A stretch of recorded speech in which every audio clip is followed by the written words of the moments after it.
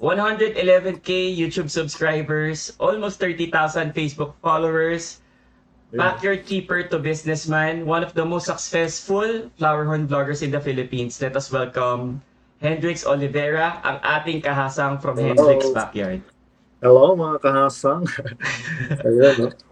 Hi Grabe naman, brother. nakakaya naman yung sinabi mo na yung intro na yun, parang sobrang sobrang lupit naman na intro mo sa akin. Oh, Parang well deserved bro. Bali today, i-discuss lang natin yung mga tanong natin for where we are. So si where we are, tinatanong natin yung mga tao kung ano yung mga steps or kung ano yung mga na-take nilang calling nila sa kung nasaan sila today. Paano ka nagsimula sa fish keeping? Fish keeping, hindi ako kagaya ng mga ibang fish keeper na na 'di ba kadalasan kasi mga bata sila nag-start, mga high school, elementary.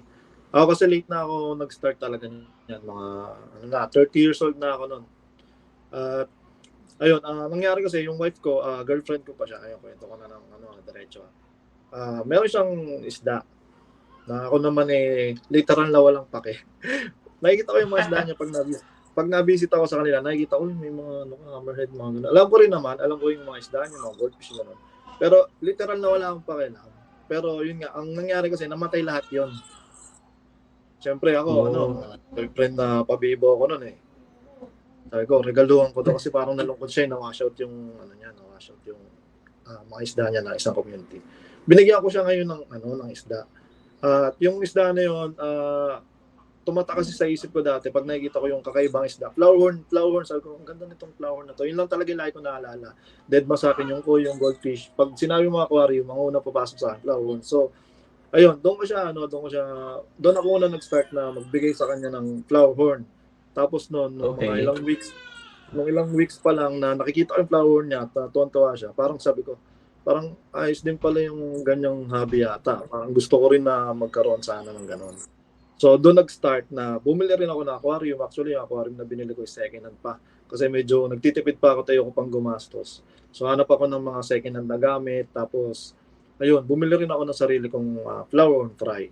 Ano yun, year, kung di ako magkamali, 2016. Doon ako nag-start. Oh. Mga 30 years old na ako noon. Nung nag-start ka nun, tuloy-tuloy na siya. Hindi ka nag-stop. Kasi marami nagsa-stop eh. Yes, simula noong 2016, naalala ko pa may trabaho pa ako noon. Ang ginagawa ko sa opisina ay mag-search ng tungkol sa flower horn. Talagang flower lang, no? Wala kang pakialam sa ibang isda, gapi, o hindi ko pa alam yung mga iba na yan Beta, wala pa ako na dyan. Talagang flower lang kasi parang na-amaze din ako na ang dami rin palang nagkikip ng ganun. Kasi nga, nung naghanap ako ng flower na para ibigay ko to sa girlfriend ko, nakita ko nakita ko yung potential niya na, alam mo yun, marami nagbebenta, marami kang mabibilihan, ang dami nag-aalaga, na hindi ko alam noon na ganun pala. So, ayun, Tama. pumasok din sa isip ko na, ako kasi pag may hobby ako, gusto ko gawing sideline ko rin Tama. Lahat ng nagiging hobby ko, nag-vape ako, nagbenta ako ng vape. Yung mga mini motor, yung mga pocket bikes, bumili rin ako ng pocket bike, nagbenta ako ng pocket bike. Ganun ako Ngayon, nung pumasok ako sa hobby na flower horn, nakita ko yung potential niya. Kaya ang nangyari, bumili ako ng marami agad, 10 agad actually. Yung binili kong price, 10. Pinalaki ko lahat yun, tapos binenta ko. Doon na nag-start yun, tapos hindi na ako tumigil talaga. Pinag-aralan ko mabuti, kung ano yung strain, kung ano yung mga magagandang klase, kung ano yung dapat Tama. tinitingnan sa isang flower horn. Talagang inaral ko lang inaral yun. Tapos hindi na ako tumigil hanggang ngayon, 2024. Ilang taon na rin. Tapos naging vlogger ka eventually, no? So, Eventually, walang plano talaga. Hindi ko alam ba't ako napasok doon. Paano ako napasok? syempre may isang araw niya na nakahiga ka or nagpapahinga ka. Tapos na-realize mo, gusto mo mag-start mag-vlog. Kung naaalala mo, can you walk us through dun sa calling mo na dapat mag-vlog ako dito? Ang nangyari kasi, yung trabaho ng wife ko ay mas okay dun sa trabaho ko. So, kailangan may mag-sacrifice na isa para doon sa bata, di ba, na magbabantay. So, ako yung nagbantay doon sa anak namin. Kasi, meron akong kinikita kahit papaano doon sa isda. Kasi nga, nagbebenta-benta na rin ako, sabi niya. So, naging malinaw na sa amin yun na siya magtatrabaho ako sa bahay. Alaga ko yung baby namin. Tapos, ayun, nagbebenta ako ng flower horn. Tapos noon, syempre, patulog kang bata, wala kang magawa. nood ka ng, ng video. Eh, syempre ako fish keeper. Hanap ako ng hanap. Nakita ko si Dexter's World. Tsaka Yes, si oo, tama. Liberos Aquatics. Yun, yung dalawa na yun. Doon ako napaisip kung nakita ko si bulol pa. Si Sir, Dexter's World. Tsaka si Dexter, oo. Liberos Aquatics. Dalawa pa lang sila napapanood ko doon. Tapos Tama. yun nga, si Dexter's World kasi, nung time na yun, 100k subscribers na siya. Meron na siyang silver play. Tapos si Liberos Aquatics, parang 20k pa lang noon. Silang dalawa pa lang ang Pilipino. Tapos si Paul Coparo, yan, yung mga... So doon nag-start na pumasok sa isip ko na, teka lang, yung sinasabi nito, yung ginagawa nito, kaya ko rin naman gawin. Diba? Bakit sila ginagawa nila? Ba't hindi ko gawin? Kasi wala akong ginagawa eh. Talagang sa bahay lang ako, alaga ako ng baby ko. Tapos isda lang. Pag natutulog yung baby ko, kasi yung mga isda ko, ganun, paulit-ulit araw-araw. Tapos inaaral ko nga yung mga, pumasok kasi sa isip ko, magdagdag ng ng mga isda na pwede ko i-breed. Kaya ako nag-search sa YouTube na kung ano yung mga pwede ko pang i-breed sa bahay. So, yun na nga. Napanood ko si Liberos Aquatics. Hindi ko alam kung nagbablog pa siya ngayon. No? Pero, siya yung napanood ko talaga na talagang nag-push sa akin na mag-start. Kaya ako talaga napaisip. Nakita ko siya nagbablog na walang damit. Pag nakita ko siya, nagkakape siya, walang damit. What's up guys? Ito yung mga Tama. isda ko ngayon. Ganyan. Tama. Ito yung mga natin, update natin ngayon. Sige, walang yan. So, hindi ka pa nagbo-vlog noong time na yun? Hindi pa Parang talaga. napanood mo siya, yun yung naging key mo na, kaya mo tong gawin, tsaka nakahubad Oo. parang ganun. Yun ang iniisip ko, sabi ko, nakahubad, nagbablog. Tapos ang dami nanonood. Ako kayang-kaya kong gawin yun. Mas maayos pa siguro magagawa ko. Ako yun, sabi ko gano'n. Hindi ako parang naisip ko, nagagawa niya yun, sumusweldo siya. Tapos nasa bahay lang. Siya yung kasi yun eh. Sumusweldo siya sa bahay dahil sa videos. Tapos nagagawa niya, gusto niya na marami siyang isda. Tapos nakahubad lang siya, nagbablog siya, nainom ng kape, may mga isda sa likod. Yun na talaga. Sabi ko, napakasimple lang pala nung ganun na pwede pala yun. Di ayun na, pumasok na sa isip ko, hawak na ako ng cellphone. Ang gamit ko pa noon, Samsung J5. Kung alam mo yung Samsung J5. Napaka parang mumurahing cellphone lang yung gamit ko noon. Kasi that time, wala naman akong Sa isip mo, wala sa isip mo yung vlogging. Oo, tama. Wala. Tsaka wala akong mga gamit. Tapos yung gamit ko, cellphone lang na gano'n. Kasi nga, nasa bahay lang naman ako, wala akong trabaho. So, hindi pa full screen yun eh. So hanap ako ngayon ng pwede kong pag-edit sa cellphone lang din kasi wala akong PC, wala akong laptop. So yun na nga, nakahanap ako ng application na para mag-edit, tapos yung pinag-aralan ko na yun. Tapos yun na, WhatsApp, hindi pa kakasang basta wala pa akong mga intro. Marami sa fish keeping kasi dati, meron akong mga GC. So ang ginagawa ko, yung mga GC, pinupuntahan ko yung mga ka-GC ko. Tapos sabi ko, bibidyo ko lang yung kapag magkikita tayo, video kong ganyan. Ano ang most memorable mong encounter with a fan or follower sa labas? Na tumatak talaga sa'yo? Ako kasi hindi kasi ako palalabas na tao. Lalo nasa bahay lang, mas gusto ko yung nasa bahay lang ako yung lumalabas talaga. So yung wala pa naman ako masyadong experience na fan na nasa labas. Siguro hindi ko makakalimutan yung mga tinawag ako na hindi ko naman sila kilala. Meron gano'n, may mga nagpa-picture na, humingi ng sticker. So, bilang pa lang naman yun. Yun, hindi ko nga makakalimutan. Kasi, hindi ko naman expect talaga na abot ako sa gano'n eh. Malay ko ba dyan, nag-isda lang ako, di ba? Tsaka ang gusto ko talaga dumami lang yung isda ko. Hindi ko naman in-expect na, alam mo yung makikilala. Kahit 100,000. Ngayon kasi konti na lang, parang konti na lang, pero madami pa rin eh. Mahirap kasi maliit ang community ng fish keeping eh. Para makahipag ka ng 100k na subscriber. Parang ang hirap sa platform na yun. Yes. Kasi ang niche, kumbaga, ng fish keepers, maliit lang. Maliit.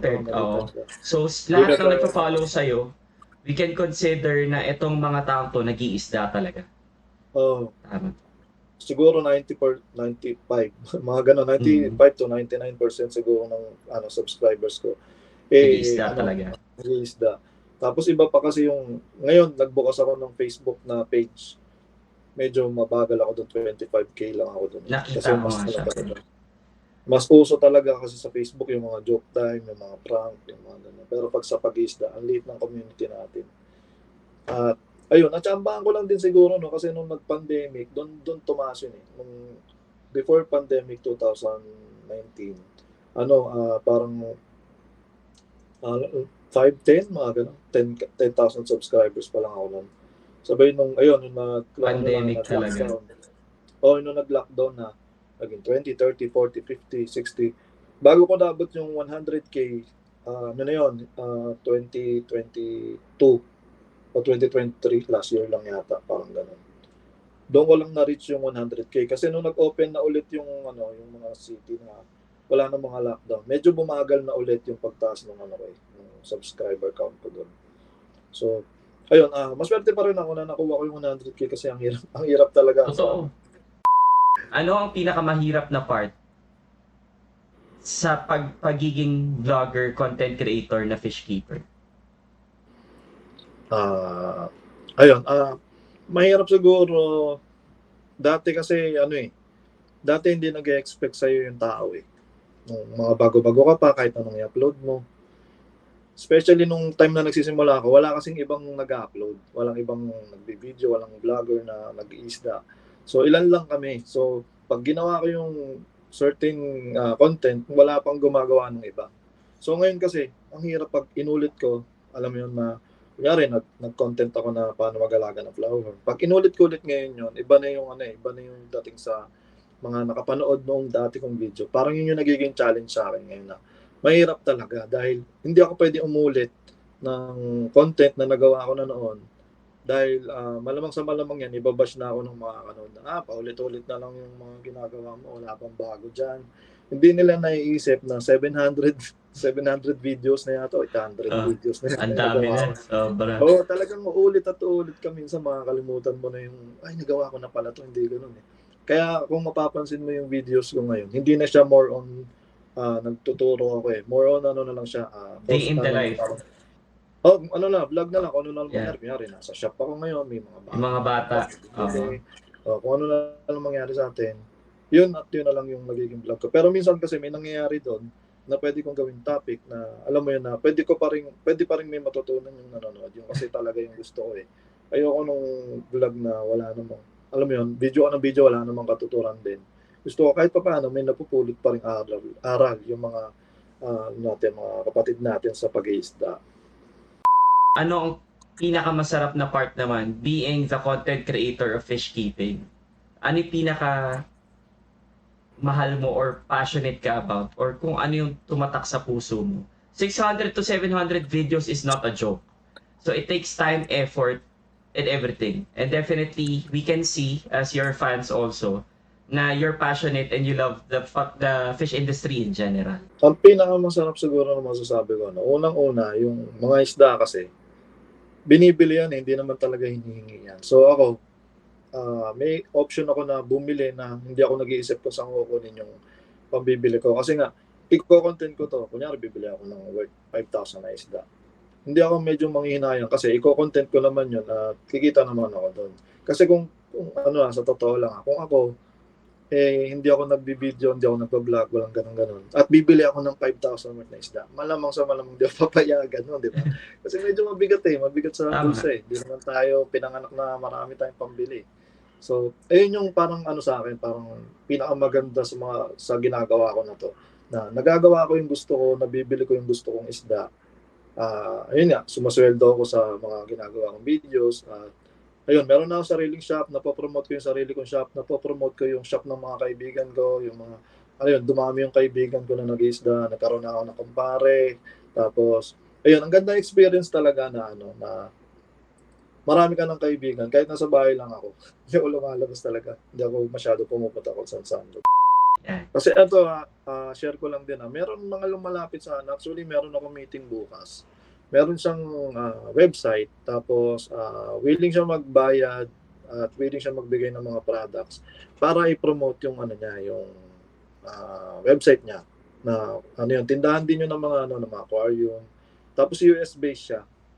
So ayun nga, marami pag ano kasi pag content creator ka kasi alam naman natin, may mga lalapit na sponsor ka na X deals.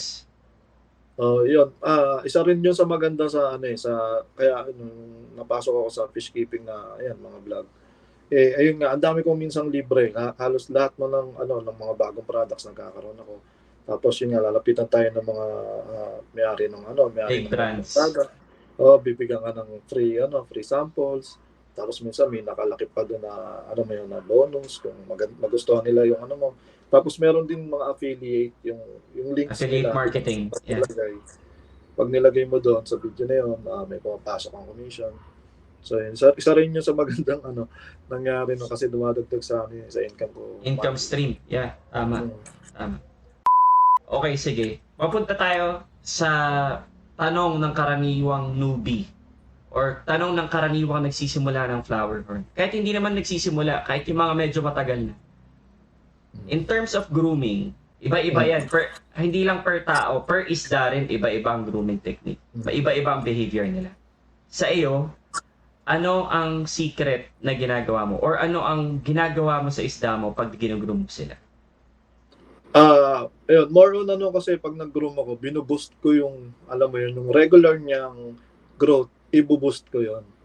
So, yun yung mismong hinuhuli ko sa kanya kasi gaya nga sabi mo kanina, iba't iba ang bawat isda, iba't iba yung dapat ginagawa mo. Pero pag nahuli mo kung ano yung gusto niya, kunyari gusto niya kumain ng kumain palagi, pakainin mo ng pakainin. O kaya, ayan, gusto niya ng malaking aquarium, lagay mo siya sa malaking aquarium. Yung iba naman gusto yung maliit na aquarium, doon mo siya ilagay. Ngayon, kailangan mo malaman talaga kung ano yung gusto niya. Pero hindi naman natin kasi siya matatanong na kung ano ba yung gusto niya. Hindi naman sasagot yan eh. Hahanapin mo ngayon yun. Pero once na mahuli mo yun, kunyari, nahuli mo na gusto niya pala 20 gallons, gusto niya kumain ng 5 times a day, na gusto niya puro pellet lang, tapos gusto niya ganito lang yung temperature. Yun, pag nahuli mo yun, hanggang lumaki yun, yung full potential talaga ng isda ay lalabas at lalabas. So, ang sikreto dyan, hanapin mo talaga kung ano yung gusto niya. And syempre, water change. Syempre, may... Water change, so. Meron dyang isda gusto, minsan Oh. stock water, minsan ayaw nila ng water change. Kasi nagkaroon ako ng isdang ganun eh. Ayaw nila ng water change. So, ayun nga, kung ako tatanungin ng mga newbie o ng mga, kung ano yung technique ko talaga sa pag-groom ng flower horn, ayun talaga yung ano ko. Depende sa isda yung kung ngayon bibigyan mo ako isda, aalamin ko kung ano yung gusto niya. Tapos ibibigay ko yun ng doble o triple. Kasi pag binigay mo yung normal lang, gaganda siya pero hindi mo maibuboost yung full potential ng isda. So bibigay ko sa kanya ng doble, triple para mas mabilis siya lumaki, mas mabilis gumanda, mas yun nga, lahat na ng hinahanap mo sa isda na gusto mo, mapapalabas mo sa kanya yun. So yun lang naman yung pwede ko siguro magbigay na tip. So ako, I appreciate you sobra, Sir Hendrix. Maraming salamat sa oras mo. Hopefully may mga natutunan ang mga viewers natin. And hopefully to see you soon. Abangan namin yung videos. Don't forget to subscribe to Sir Hendrix Olivera YouTube. Hendrix Olivera, gawin nating support Hendrix natin Backyard. lagi. Hendrix Backyard. Support natin lagi. And more power sa'yo. Maraming salamat po.